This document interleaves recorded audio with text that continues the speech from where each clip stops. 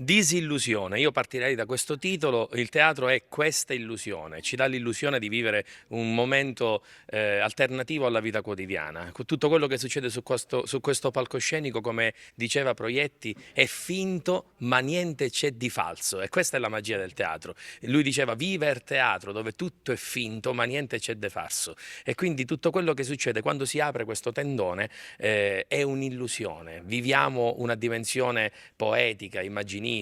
ci fa entrare dentro una nuova realtà. Sono 14 spettacoli,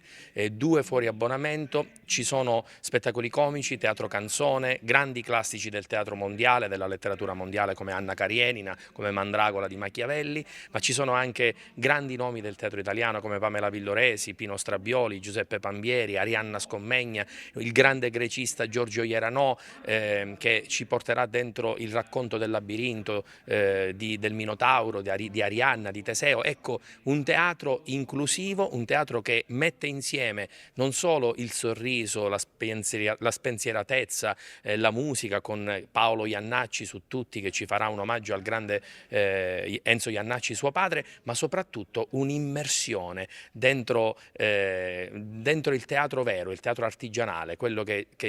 da bambini ci lasciava a bocca aperta. Un cartellone per tutti, un cartellone per le famiglie, un cartellone che prevede anche degli appuntamenti per le scuole, progetto scuole, incontri, spettacoli per tutte le scuole. È un teatro che si riapre alla città, che riaccoglie una città che ha bisogno del teatro.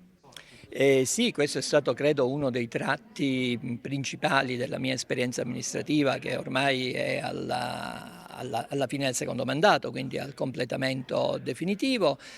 Noi iniziammo 10 anni fa con una stagione teatrale diretta da Mario Incudine e su quel solco abbiamo proseguito fino a oggi. Oggi c'è una formula un po' diversa, che è quella della compartecipazione, però l'esigenza e la volontà di valorizzare anche attraverso manifestazioni teatrali di grande livello l'aspetto culturale della città lo abbiamo sempre tenuto presente, e Mario Incudine è stato in questo un collaboratore straordinario. Allora, Enna e gli ennesi hanno una particolare attenzione per le vicende culturali. Se io dovessi dire, quando per esempio una notizia viene pubblicata, quante attenzioni ricevo tra la realizzazione di un'opera pubblica e un evento culturale, quasi quasi direi che ci sono più attenzioni sugli eventi culturali che sulla realizzazione di opere pubbliche, che pure non sono mancate nel corso del mio doppio mandato.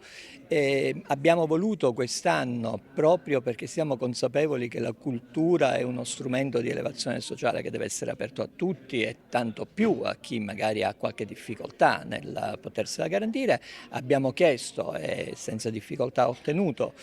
da parte della